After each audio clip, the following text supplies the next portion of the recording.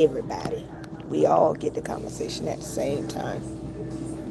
Anyway, real quick, the title, change your mind, it'll change your life.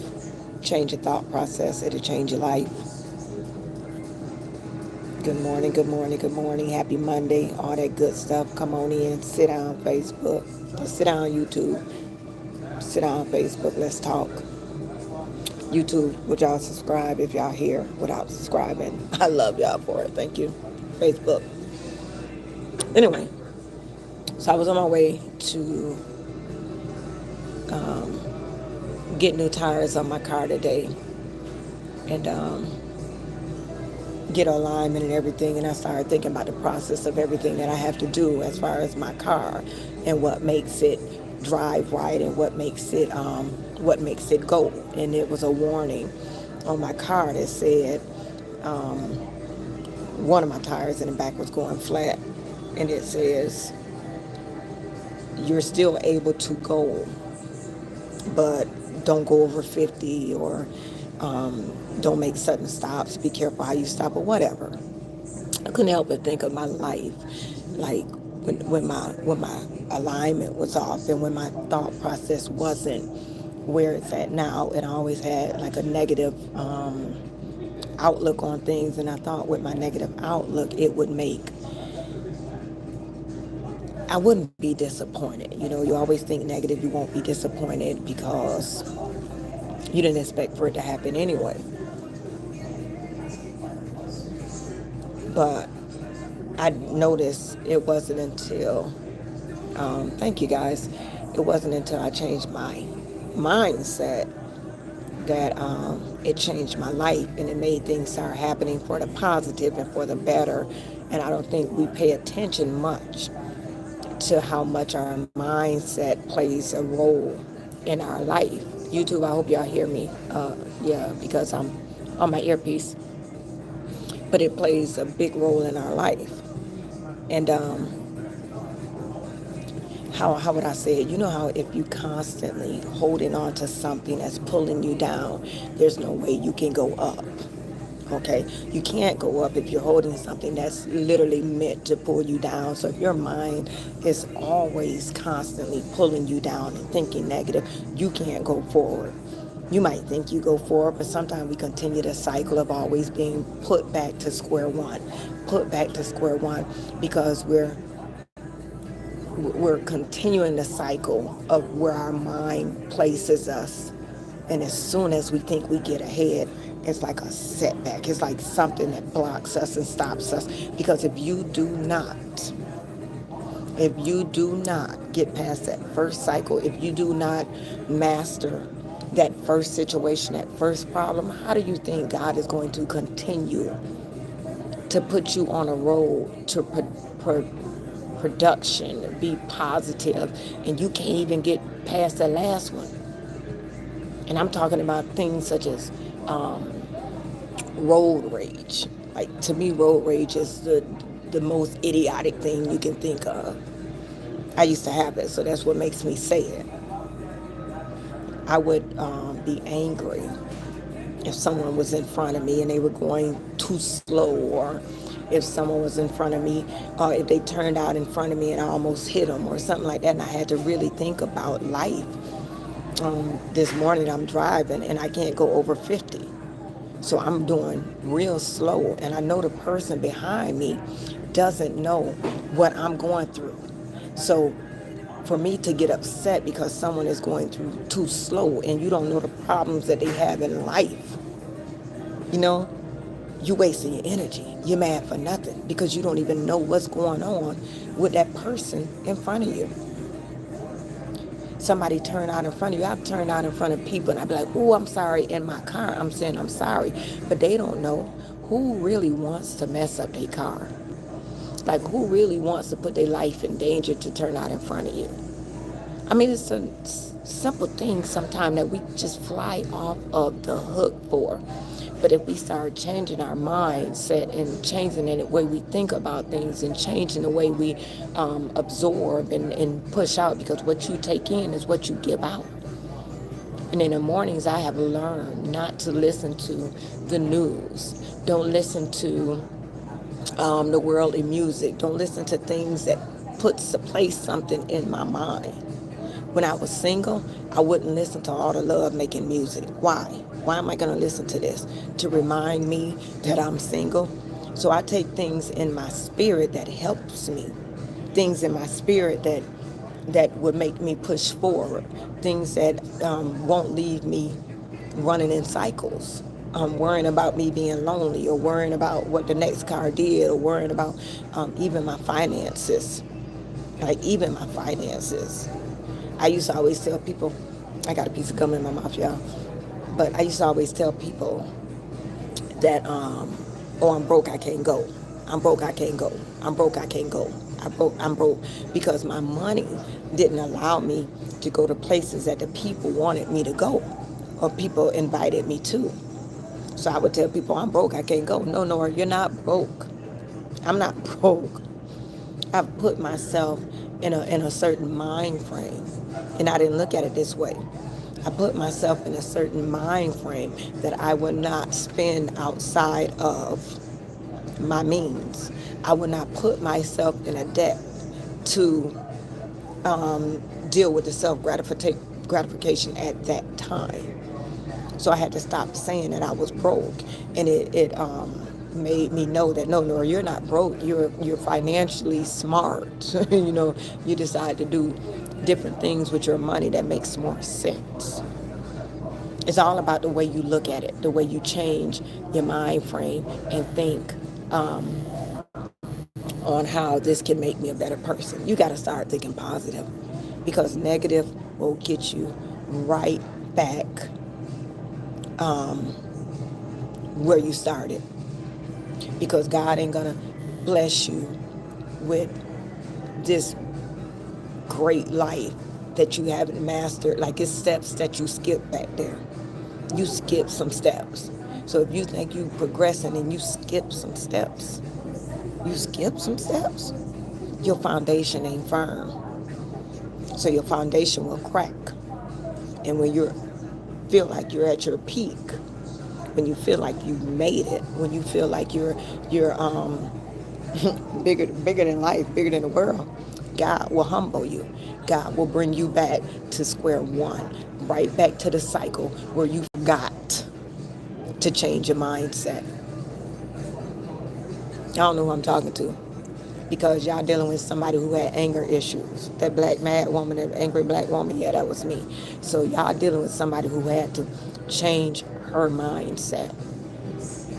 I used to pray, and I used to talk to God and ask Him for things that I didn't even know I was asking for. Like, God, I don't want to work. I didn't know what I was going to do because I wasn't educated enough not to work. So I would ask God for things, but until He made me repeat cycles of, do you trust me? Do you have faith in me? Do you believe me? Like, I'll give you your heart's desires, but first you have to believe in me. You have to believe that I can do all things. And until I set my mind, it's not a me thing, it's a God thing. Like, all this was going on in my life, it ain't a me thing. I had no idea what God would do in my life. I'm just saying. How y'all doing today? It's Monday. And the God's been dealing with me early in the morning. So let me tell y'all something that happened in my life recently. No, I ain't gonna tell y'all.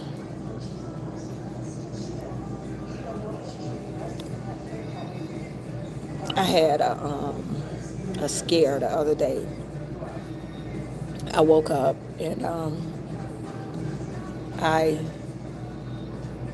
I woke up and I had a conversation with God. And as I was talking to God, I was in such a good mood because I was up early, 7:30 in the morning, and I had to go do an event photo shoot at a golf course, which I had never been on a golf course in my life, and to be in this atmosphere was something new for me, something good for me. I'm like, thank you, God, this is good. So I prayed and I talked to God, and I was telling Him about, excuse me, I prayed and I talked to God, and I was telling him that I wanted my day to be peaceful because nowadays I'm not used to being around so many different spirits. And I knew I was going to be around these people that was having a golf tournament, majority of men. I didn't know what spirit they would feed me. I didn't want a couple of things. I didn't want a Jezebel spirit, first and foremost, because I dealt with that in my life. So I started telling God the spirits that I don't want to deal with, and God, keep me in perfect peace and do this, that, and other. Just so happened, he put me in a car with a reverend. My caddy driver was a reverend. So I was excited about that, so I didn't have to deal with the flirting or the negative stuff. Or so as I was in my car, I mean in the caddy, because he would stop at every hole, and I would have to take a picture of the teams at every hole. So he stopped me, and during one of the stops, I got a phone call from my son, and he said, "Mama, I just totaled your truck." And I don't know if y'all seen my truck, but I got a truck that I'm so fond of because I actually put my hands to the plow. I primed my truck. I sanded all the rust off my truck. I actually painted my truck like this root beer brown that I love so much. But he told me I totaled your truck. And you guys, I was devastated. I'm like, this is my truck, my baby, and I had to hold it together because I was around a lot of people. So I held it together. It was killing me on the inside. So the Reverend, when I told him, look, I wrecked my truck, he was like, you want to go home? And I'm like, no. So as he's talking, I'm reminding myself of my morning prayer, my morning meditation. God, keep me in perfect peace. And I didn't know what I meant, and I didn't know what I was asking for. I thought I was guarding myself against the spirits, that these people was going to bring me. But no. So as I'm asking God now to keep me in perfect peace, he kept me at that moment in perfect peace. So I'm driving around, and the Reverend said, Nora, you don't know, but when you were on the phone, I said a prayer. That's just a backup. You know what I mean? So he said, I said a prayer. And I'm like, thank you. Thank you for praying for me. When sometime, y'all don't even know the prayers I was praying, because I'm asking God to keep me in perfect peace, but I'm so pissed off about my car. I got some more words that I'm telling God. So I start, calming down, and my son was okay. The people that he hit was okay. And my boyfriend went and checked on him. So I'm like, okay, everything's cool. I'm going to finish this job. And 2 hours into the trip, my daughter called me. And she said, Mama, I just totaled my car. I'm like, two children in the same day totaled their car. And I'm like, God, I asked you to keep me in perfect peace. Is this a test? Like, stop it. Both of my kids? Like, both of my kids? So I'm like, okay, God. So now I'm praying harder. God, keep me in perfect peace. Perfect peace on the inside. I feel my anxiety building up. But I keep talking to God. And I'm wondering, like, God, why me? And it's not even a point of why me, because both of my kids walked out safe. Both of my kids left the accident without a scratch. But I just had to remember my morning meditation, my morning change of mindset. When any other time, the Tisa that I know, I'd have left them people at their job. I'd have left them. I'd have left them. I know I would have. But I didn't. Because for one, I had a job to do. And for two, both of my kids walked away without a problem. But I'm constantly asking God to keep me in perfect peace. God, whatever you want me to do at this moment, help me to do it. Help me to do it. And the day went on, and the pastor that was in the little caddy with me, he kept praying. He kept praying. Then when I got out the car, because I had a downtime, when I got out the caddy, I asked him, could I go sit in my car real quick, because I wanted to collect myself. And as I'm walking to the car, I feel myself about to crack, like in the inside. I just know that I'm not going to be able to get back out this car.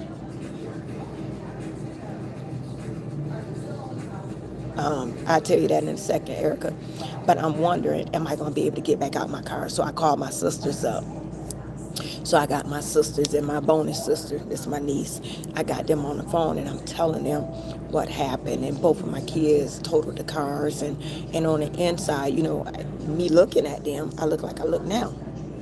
But on the inside, I was trembling. I was trembling. But they talked to me and they kept me. And, they didn't say too much, but they didn't say too little. They said just enough where God used them to keep me in perfect peace. Gave them the right things to say to keep me in perfect peace. And I know it had a lot to do with everything and the way my morning started off because of my mind frame and how God dictated everything because I talked to him early in the morning. So sometimes we get up and we forget. We forget to ask God to keep us in peace and perfect peace. We forget to ask God to protect us on every weak and leaning side. We forget to ask God for the coverage and put on our armor and do the things that God asks us to do. So I'm telling y'all, a mind change, a mindset, and everybody don't believe in the God that I believe in. Okay? But I ain't going to down you for it. I ain't going to try to convince you to do different because God is going to show himself in your life when it's time. But I am going to say, whatever your higher power is, whoever your higher power is, whoever your creator is, wherever you go, when you go in your secret corner, your hiding spot, your peaceful spot, then you need to start going there in the morning and asking whosoever it is to do this for you throughout your day. Because we've been getting up in the mornings and we've been forgetting to like, it's like how you get in your car and you don't turn the key, you don't start your engine. So to me, when I get up in the morning and I start talking to God, that's starting my engine, that's feeding my spirit. And I'm telling y'all looking at somebody who has never, I went, I got baptized. I'm 50 now. I got baptized. I think I was 38 when I got baptized. So I did 38 years of not knowing God, not knowing my higher power. I knew who they told me about, but I didn't know the God that I know now because I had to get to know him for myself. And when I got to know my higher power for myself, it did a world of changes. And if you don't believe in God, I got a prayer for you because I had to pray the pray the prayer. And it wasn't that I didn't believe in him, but I'm like, God, if you are who they say you are, if you are who they say you are, God, please show it to me. Even with my little faith, God, I have little faith. But with my little faith, I hope you mustard seed that faith for me and let me see you for who you really are. Because sometimes it's not that we don't believe, it's that we ain't had enough evidence. And you shouldn't have the evidence because the spirit will hit you when it's time for the spirit to hit you. But I wasn't raised in a family that told me, oh, you need to go to church or you need to believe in God or you need to do this. I'm 50 years old. So I wasn't raised like that. So what I love is the God that I know is a God that I met on my own. The God that I know is the God that I met in my living room. The God that I know, it wasn't pushed down my throat. The God that I know him because he's a God of forgiveness, because he has forgiven so many things that I've done. And it's all because of my mindset. It's all because of the things that I chose to do in my later life. But do you know, if you're younger than me, how far you can go if you change your mindset today? Changing your mindset today would just throw you into such a whole different realm of your life. And everybody don't know how to change their mindset because I didn't know. Man, they sent me to anger management two times anger management. They sent me to anger management. They sent me to so many self-help little groups and stuff. I'm like, this is stupid. So every time I came to these different things and went to those different self-love events, it didn't help me. because I would hear it, but I wouldn't receive it. So it wasn't until like somebody just said, till I had that encounter with God. So I don't care how many self-help books you read. I don't care how many self-help programs you go to. I don't care about none of that. If you don't get it from the source, get it from the above, get it from a place where it can penetrate your heart and your spirit, man. Who y'all just wasting your time. You're gonna go in cycles. You're gonna go in cycles. You're gonna go in cycles. You gotta change your mind, change your mindset. I'm out, y'all.